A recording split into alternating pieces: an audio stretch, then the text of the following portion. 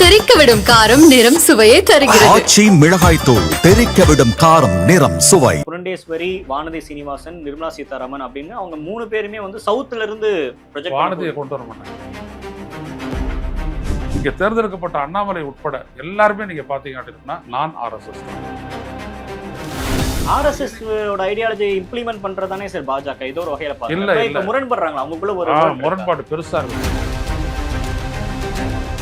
பாஜக ஏன் முரண்படுதுன்னா மதவாத கொள்கையை வச்சுக்கிட்டு இந்திய அரசியலை நீடிக்க முடியாது அப்படின்றத அவங்க புரிஞ்சுக்கிட்டாங்க. அவங்க கார்பரேட் அரசியல்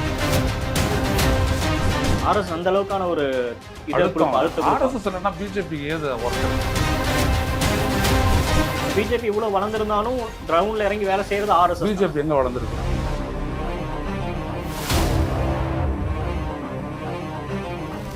ஆயுர்வேதம் ஒரு பொக்கிஷம், நம் ஆயுள் நீட்டக்கும் அற்புதம். டாக்டர் ஸ்ரீவர்மாஸ். இன்னொரு பக்கம் நேஷனல் லெவல்ல வந்து பாஜகவோட அடுத்த தேசிய தலைவர் யார் அப்படின்ற மாதிரியான விவாதம் நடந்துட்டு இருக்கு. இதை பத்தி நீங்க என்ன நினைக்கிறீங்க? இவ்வளவு காலம் ஏன் அவங்களால தலைவரை நியமிக்க முடியல? நீங்க ஒன்றும் ஓட்டு போட்டு தேர்ந்தெடுக்க ஒரு அமித்ஷா சொன்னாரு, உங்களுடைய கட்சிக்கு ஈஸியாக ஒரு 7-8 பேரை கன்சல்ட் பண்ணிங்கன்னா போதும் அப்படின்னு. சமாஜ்வாடி பார்ட்டி லீடர் யாதவ் அவர் வந்துட்டு அவரை பார்த்து இவர் சொன்னார், இவர் உங்களதில் ஒரு 7 பேர்கிட்ட கேட்டால் போகிறோம், எங்களுக்கு ஆல் இண்டியா லெவலில் இருக்கிற கட்சி அவ்வளோ பேரையும் கேட்கணும், அவ்வளோ பேர்கிட்டையும் கருத்து கேட்கணும் அப்படின்லாம் சொன்னார். உண்மை அது கிடையாது. நட்டா வந்துட்டு இன்னமும் 2 போஸ்ட்டில் இருக்கார், மந்திரி ப்ளஸ் தலைவராக இருக்கார். ஏன் இவங்களால பண்ண முடியலை அப்படின்னா RSSக்கு தலைமையை பாஜகவுக்கு தலைமையை நிர்ணயிக்கிற அந்த வேலை வந்துட்டு RSS உடையது. RSSனுடைய அது அது முன்மொழியக்கூடிய பேரை அமித்ஷா மோடியால ஏத்துக்க முடியல. ஓகே, அந்த டிஸ்பியூட் இருக்கு RSS பிஜேபிக்கு இன்னும் அந்த ஆமா இருக்கு இருக்கு. RSS தலைவரா பிஜேபி தலைவரா அவங்களால சொல்லப்பட்டவர் தான் வந்துட்டு சௌஹான், முன்னாள் மத்திய பிரதேச சீஃப் மினிஸ்டர். புரியுதுங்களா? இப்போ அவர் வந்துட்டு ஃபுட் மினிஸ்டரா இருக்காரு, உணவு அமைச்சராக இருக்காரு. அப்படி அகாமடேட் பண்ணிட்டாங்க. ஸோ அவங்க சொல்லக்கூடிய ஆட்கள்லாம் வேற பிஜேபிக்குள்ளே. இப்போ உதாரணத்துக்கு மனோகர்லால் கட்டார் பிஜேபி ஆள், அவர் ப்ரொபோசல் இருக்காரு. இப்போ பிஜேபிக்கும் RSSக்கும் நடக்கக்கூடிய ஸ்ட்ரகிள், அதாவது மோடி அமித்ஷாவுக்கும் RSS நடக்கக்கூடிய ஸ்ட்ரகிள் தான் அது. இந்த ஸ்ட்ரகிளில் வந்துட்டு அவங்க எதிர்பார்க்கறது யார் அப்படின்னா RSS உள்ளபடியே எதிர்பார்க்கறது ஒரு RSSகாரர். குறிப்பாக இவர் ஊபி சீஃப் மினிஸ்டர் இருக்காரு இல்லையா, யோகி ஆதித்யநாத், அவர் தான். அவரை கொண்டாந்துட்டு அடுத்த தேர்தலை ப்ரொஜெக்ட் பண்ணிடணும் அப்படின்றது தான். அதில் அவங்க ரொம்ப உஷாராக இருக்கிறாங்க. அவரை அந்த இடத்த விட்டு அவரை யோகியை கொண்டு வரது மூலியமா அமித்ஷாக்கும் மோடிக்கும் ஒரு செக் வைக்கிற. ஆமா, இப்போ அத்வானிக்கு செக் வைக்கிறதுக்காக தானே இவர் RSS கொண்டாந்துட்டு சொல்லிட்டு முதல் முறை என்ன பண்ணாங்க, இவர் முன்னிலையில பிரச்சாரம், இவர் தலைமையில பிரச்சாரம்னாங்க. அப்புறம் இவரே மாற்றுன்ட்டாங்க. அப்படிதான் வந்துச்சு. ஸோ அதே மாதிரி தான் அவங்க பண்ணுவாங்க. அவங்களுக்கு தேவை மதவாத அடிப்படையில் பாஜக மக்களிடையே போகணும், ஒரு இந்து கட்சியா அது போகணும், இந்து கட்சியாக வளரணும், எக்ஸ்பாண்ட் ஆகணும். ஐடியாலஜி இம்ப்ளிமெண்ட் பண்றதானே சார் பாஜக ஏதோ ஒரு வகையில இல்ல முரண்படுறாங்களா? அவங்களுக்குள்ள ஒரு முரண்பாடு பெருசா இருக்குது. என்ன காரணம் சார்? காரணம் வந்துட்டு என்னன்னா பாஜக ஏன் முரண்படுதுன்னா மதவாத கொள்கையை வச்சுக்கிட்டு இந்திய அரசியலை நீடிக்க முடியாது அப்படின்றத அவங்க புரிஞ்சுக்கிட்டாங்க. அவங்க கார்பரேட் அரசியல் என்னன்னா எதை வச்சா எதை சொன்னா நம்மளுக்கு வெற்றி கிடைக்கும், எதை வச்சா நம்ம ஜெயிச்சிடலாம், அப்படிதான் போவோம் கார்பரேட் அரசியல். ஸோ கார்பரேட் அரசியல் வந்துட்டு RSSனுடைய கோட்பாடுக்கு எதிரானது. அவங்க கிடையாது, நம்ம தீர்மானிக்கணும். ஸோ முழுமையான ஒரு இந்துத்துவ பாலிடிக்ஸ் அவங்க முன்னெடுக்கவே இல்லை. சும்மா ஒப்புக்குனாச்சும் ஒரு பேனராக தான் வச்சிருக்கிறாங்க, கவசம் தான் அது. அவங்க செய்யறதெல்லாம் கார்பரேட்டுக்கான அரசியல் தான், மக்களுக்கான அரசியலே கிடையாது. அது இன்னும் பொதுத்தளத்தில் வெடிக்கல, அவ்வளோதான். ஸோ அதனால என்ன பண்றாங்க அப்படின்னோம்னா இங்கே தேர்ந்தெடுக்கப்பட்ட அண்ணாமலை உட்பட இந்திய ஒன்றிய அரசில் இருக்கக்கூடிய பல அமைச்சர்கள் உட்பட எல்லாருமே நீங்க பார்த்தீங்க அப்படின்னா நான் RSS தான். ஸோ இப்போ ஏன் பெண் அப்படின்னு சொல்றாங்க, இதுல இருந்து தப்பிக்கிறதுக்காக தான் யாராவது பெண்ணை கொண்டு வரணும்னு சொல்லும் போது நிர்மலா சீதாராமன், வானதி அப்படிலாம் வந்துட்டு இது பண்றாங்க. குறிப்பா இதுல புரண்டேஸ்வரி அப்படின்னு சொல்லிட்டு அந்த ஆந்திரா ஆமா அவங்களோட பேரும் அடிபடும். ஓகே, இவங்க கொண்டு வர பொலிட்டிக்கலா தான் கொண்டு வராங்க, இயக்க ரீதியான ஆட்களை கொண்டு வர மாட்டாங்க. ஓகே, இன்னொன்னு ஓபிஎஸ்சி வரக்கூடிய தேர்தலை இயக்க ரீதியான ஆள் தான் வந்துட்டு H ராஜா. ஓகே, இயக்கத்துக்கு அப்பாற்பட்ட ஆள் தான் வந்துட்டு அண்ணாமலை, அவர் தான் கொண்டாந்தாங்க. கொண்டாந்து அவரை தலைவராக்கிறதுக்கு கிட்டத்தட்ட 200 கோடி செலவு பண்ணாங்க. அதான் என் மக்கள் என் மண், அது அந்த பிரச்சாரம். இதெல்லாம் அந்த நோக்கில் பண்ணப்பட்டது. ஓகே, இன்னொன்னு தேர்தலை மையப்படுத்தி ஓபிசி வாக்குகளை வந்து குறிவைக்கணும் அப்படின்றதுக்காக ஓபிசி சேர்ந்த ஒரு தலைவரை வந்து கொண்டு வரணும் அப்படின்ற ஒரு முயற்சியும் பாஜக இருக்கிறாங்க. அதான் எது பண்ணாலும் அவங்க ஆர்எஸ்எஸ் சாய்ஸை அடிக்கணும். அது யார் வேணாலும் கொண்டு வருவாங்க. ஏன்னா இவங்க 2 பேரும் சேர்ந்து பேக்கப் பண்ணுவாங்க. இவர் ஒருவேளை எம்பி ஆயிட்டு இருந்தாருன்னா அண்ணாமலை நிச்சயமா அந்த இடத்துல தூக்கி போட்டுருவாங்க.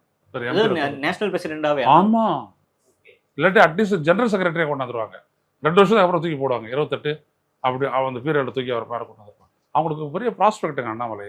2024 தேர்தலையே பாஜகவுக்கும் ஆர்எஸ்எஸ்க்கும் அந்த உள்ளுக்குள்ள அந்த கனெக்ஷன் நல்லா இல்லை அப்படின்னால ஊபில எல்லாம் நிறைய இடங்கள்ல வந்து அவங்களுக்கு சரியா அதனால கிடையாது.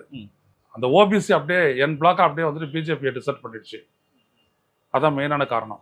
ராம் ஜெய் ஸ்ரீராம் அந்த முழக்கத்துக்கு வந்துட்டு அந்த மேல்சாதி இந்துக்கள் அவங்களாம் தான் வந்துட்டு போட்டாங்களே ஒழிய பிசி வந்துட்டு இதனால நம்மளுக்கு எந்த பிரயோஜனம் இல்லை. அது ஷிஃப்ட் ஆச்சு. அதனால தான் 43 இடங்கள் அவங்க இழந்தாங்க எதிர்கட்சிகளுக்கு.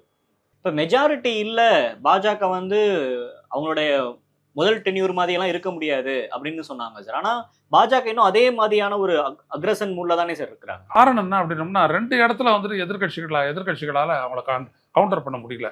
ஒன்று மராட்டியா, இன்னொன்று ஹரியானா. 2 இடமுமே அவங்களுக்கு கிடையாது. 2 இடமே பாஜக கூட்டணி தோத்த இடம்.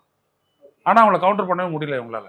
ஏன்னா தேர்தல் ஆணையம் அவங்களோட நின்றுட்டு எல்லாத்தையும் டிஃபெண்ட் பண்ணுது. 71 லட்சம் ஓட்டை சேர்த்துருக்கிறாங்க. இதை மட்டுமே பேசுறாங்க. 49 லட்சம் ஓட்டர்கள் வந்துட்டு நீக்கி இருக்கிறாங்க. இது யாரும் பேச மாட்டேங்கிறாங்க. காங்கிரஸ் இன்னும் களத்துல ஆக்டிவா செய்யப்பட வேண்டிய தேவை இருக்கா? காங்கிரஸ் வந்துட்டு கடத்தை பொறுத்த வரைக்கும் ஒரு பலவீனமான கட்சிங்க. அது எந்த மாநிலத்தை வேணாலும் எடுத்துக்கங்க, பலவீனமான கட்சி.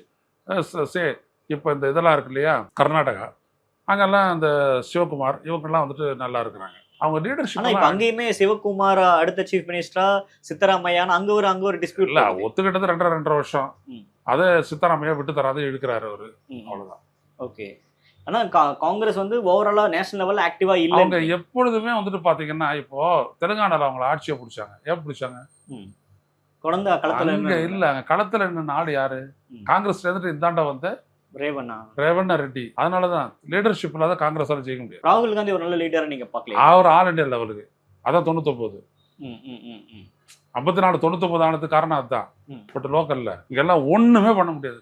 ஒரு ஓட்டு கூட இன்க்ரீஸ் ஆகாது காங்கிரஸ். இந்த பிஜேபியோட நேஷனல் பிரசிடென்ட்டோட சேர்த்து அண்ணாமலைக்கான ஒரு பதவி வந்து வெளியாகும் அப்படின்னு சொல்றாங்க சார். இப்போ வந்து இளைஞர் அணி அளவுல ஏதோ ஒரு பொறுப்பு கொடுப்பாங்க அப்படின்னு. ஜெனரல் செக்ரட்டரி அவரை வந்துட்டு அதான் சொல்ல வரேன்னா, பிஜேபி வளர்த்த ஆட்களை யாரும் மோடி அமித்ஷா பொறுத்தவரை தெரிஞ்சுக்கோங்க. அவங்க ஆட்கள்னு ஒருத்தர் இருக்கிறாங்க செட்டு. அவங்களதான் அவங்க. அது அண்ணாமலையும் இருக்காரு. அண்ணாமலையும் இருக்காரு. ஓகே.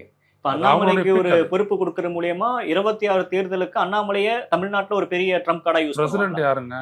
பிஜேபி இவங்க பிக்கப் பண்ணது. ராம்நாத் கோவிந்த் யாரு? இவங்க 2 பேரும் பிக்கப் பண்ணதுதான். அமித்ஷாவும் இவங்க பிக்கப் பண்ணதுதான். வைஸ் பிரசிடென்ட் யாரு? மோடி பிக்கப் பண்ண ஆள் தான். இப்படியாப்பட்ட ஆட்களை தான் வச்சு அவங்க அதிகாரம் மாற்றம் இது கொண்டு வர்றாங்க. ஓகே, புரியுதுங்களா? இப்போ பிராமின் அப்படின்றவங்களுடைய பெரிய ஃபோர்ட் வந்துட்டு மோடி அமித்ஷா. இன்னைக்கு ஆர்எஸ்எஸ் கிடையாது. இவங்க தான் அதை பண்றாங்க. ஏன்னா எக்கனாமிக்கலி வீக்கர் செக்ஷன் 10% சீட்டு எல்லாமே அவங்க தான். ஸோ அவங்களோட பிஜேபி வந்துட்டு இன்னைக்கு ஆர்எஸ்எஸ் நினைச்சாலும் கட்டுப்படுத்த முடியாது. கட்டுப்படுத்த பார்த்தாங்க. 75வது வயசுலாம் கடையில் விட்டு பார்த்தாங்க. எதுவும் நடக்கல. அவங்க தான் ஸ்ட்ராங்காக இருக்காங்க. ஓகே. மெயினாக ஆர்எஸ்எஸ்க்கு எதிரான ஒரு வேட்பாளரை அவங்க பிக்கப் பண்ணுற வரைக்கும் தலைவர் பதவி போடவே மாட்டாங்க. சைலண்டாகவே இருப்பாங்க. ஆர்எஸ் அந்த அளவுக்கான ஒரு ஆர்எஸ்எஸ் இல்லைன்னா பிஜேபிக்கு ஏது ஒர்க்கர்ஸ்? பிஜேபி இவ்வளவு வளர்ந்துருந்தாலும் கிரவுண்ட்ல இறங்கி வேலை செய்யறது ஆர்எஸ்எஸ். பிஜேபி எங்க வளர்ந்துருக்கு? இல்ல அவங்க சொல்ற கணக்கு இல்ல, அவங்க சொல்லலாம் கணக்கு 1000 கணக்க சொல்ல. இப்போ அவங்க என்ன சொன்னாங்க, அந்த மிஸ்டு கால் கொடுத்து மெம்பர்ஷிப் சேர்த்து 58 லட்சமோ சொன்னாங்க. வானதி தான் சொன்னாங்க. எவ்வளவு ஓட்டு வாங்கினாங்க? மிஸ்டு கால் வந்துச்சு 58 லட்சம். கட்சி அந்த கட்சி வளராது. ஏன்னா அது மக்களுக்கான கட்சியே கிடையாது. நேஷனல் லெவல்லே அதே தான். நேஷனல் லெவல்லே அதே தான். துல்லியமா நான் அதை சொல்லுவேன். ஓகே. நான் தான் முதல்ல சொன்னேன், ஓபிசி பிஜேபியை டிச் பண்ணிட்டாங்க. யூபியில் அடிபடுவாங்க. அடிபட்டாங்க.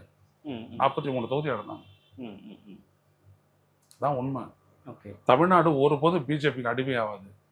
அதே தான் நடந்துச்சு. ஓகே. இந்த நேஷனல் பிரசிடென்ட் தேர்வை பொறுத்த வரைக்கும் ஆர்எஸ்எஸ்க்கும் அவங்களுக்கான அந்த கான்ஃப்ளிக்ட் இருக்குது. அதுக்கு நடுவில் 2-3 சந்திப்பு நடந்துச்சு. அவர் மோகன் பகவத்தும் மோடியும் சந்திச்சாங்க. இப்போ ஒரு ஃபங்க்ஷன்ல சந்திச்சாங்க. ஸோ அவங்களுக்குள்ள ஒரு காம்ப்ரமைஸ் ஏற்பட்டால் that is a different issue. ஆனால் இது வரைக்கும் இல்லை. ஓகே. அவங்க இப்போ வந்துடக்கூடிய செய்திகள், நேஷனல் மீடியாவில் வரக்கூடிய செய்திகள் பார்க்குறப்ப அந்த புரண்டேஸ்வரி, வானதி சீனிவாசன், நிர்மலா சீதாராமன் அப்படின்னு அவங்க 3 பேருமே வந்து சவுத்துல இருந்து வானதியை கொண்டு வர மாட்டாங்க. இல்லை, சவுத்துல இருந்து யாரோ ஒருத்தருக்கு இம்பார்ட்டன்ட் கொடுக்கணும்னு நினைக்கிறாங்களா சார்? அது வந்து அவங்க சவுத் வீக்கா இருக்கு அப்படின்றதுக்காகவா? இல்லை, அதை வச்சு அவங்க சவுத்தில் நிறைய, அதாவது ஆர்எஸ்எஸ்னுடைய நோக்கம் என்ன? தலைவர் பதவி போனால் பல பதவிகள் அவங்க தான் நிர்ணயிப்பாங்க. அதை விட மாட்டேங்கிறாங்க இவங்க. ஓகே. ஸோ இவங்க ஆளை போட்டுக்கிட்டு இவங்க சொல்கிற ஆளை வந்துட்டு அவங்க கையெழுத்து போடணும்.